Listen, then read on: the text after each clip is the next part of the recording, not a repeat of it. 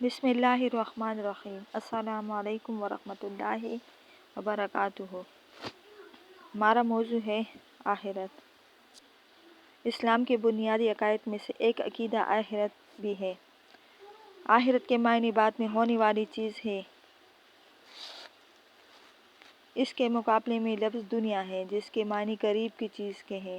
عقیدہ آخرت کا اصطلاحی مفہوم یہ ہے کہ انسان مرنے کے بعد ہمیشہ کے لیے فنا نہیں ہو جاتا، بلکہ اس کی روح باقی رہتی ہے، اور ایک وقت ایسا آئے گا جب اللہ تعالیٰ اس کی روح کو جسم میں منتقل کر کے اسے دوبارہ زندہ کرے گا، اور پھر انسان کو اس کے نیک و بد اعمال کا حقیقی بدلہ دیا جائے گا۔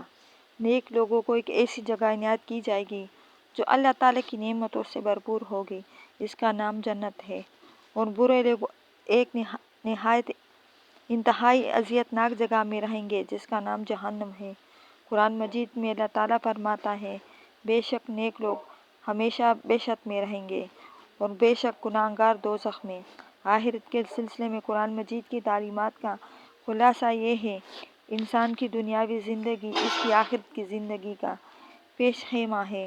دنیا کی زندگی عارضی اور آخرت کی زندگی دائمی ہے۔ انسان کے تمام اعمال کے پورے نتائج اس عارضی زندگی میں مرتب نہیں ہوتے، بلکہ اس عارضی زندگی میں جن اعمال کا بیج بویا جاتا ہے، ان کے حقیقی نتائج آخرت کی زندگی میں ظاہر ہوں گے۔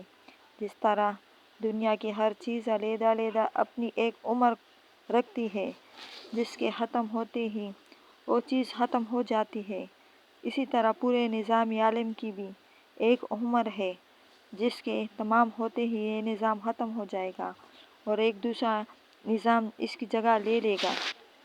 جب دنیا کا یہ نظام درہم برہم ہو جائے گا اور ایک دوسرا نظام قائم ہوگا تو انسان کو ایک نئی جسمانی زندگی ملے گی۔ اس روز ایک زبردست عدالت لگے گی جس میں انسان کے تمام اعمال کا حساب لیا جائے گا۔ اسے نیک اعمال کی جزا ملے گی اور برے اعمال کی سزا۔ قرآن مجید میں عقیدہ امت آخرت کو بیان کرتے ہوئے منکرین کے شبہات کا بڑے عمدہ انداز میں جواب دیا گیا ہے۔ مشرکین مکہ عقیدہ آخرت کے منکر تھے۔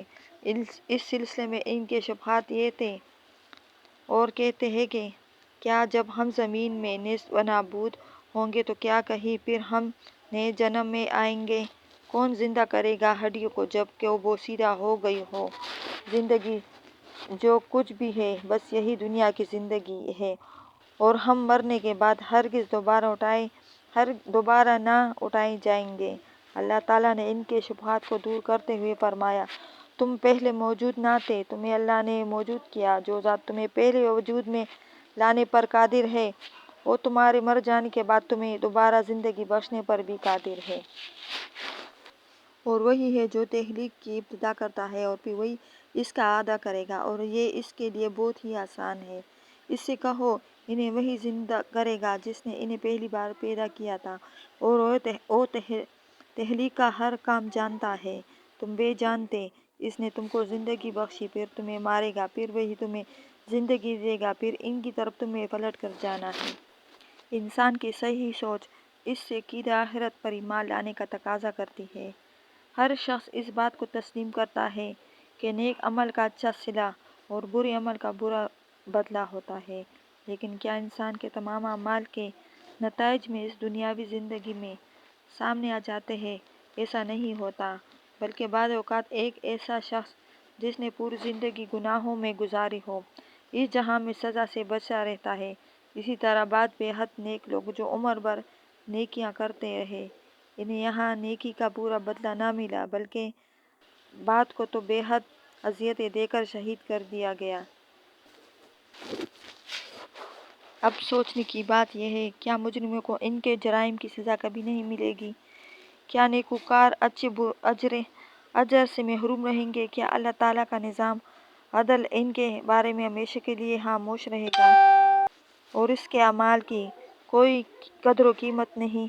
سو کیا تم نے یہ سمجھ رکھا ہے کہ ہم نے تمہیں فضول ہی پیدا کیا ہے اور تمہیں ہماری طرف کبھی پلٹنا ہی نہیں ہے؟ جب عقل اس پہلو پر سوچتی ہے تو یہ بات تسلیم کرنے پر مجبور ہو جاتی ہے کہ آخرت کی زندگی برحق ہے، جس میں سب لوگوں کو ان کے اعمال کی سزا و جزا ملے گی۔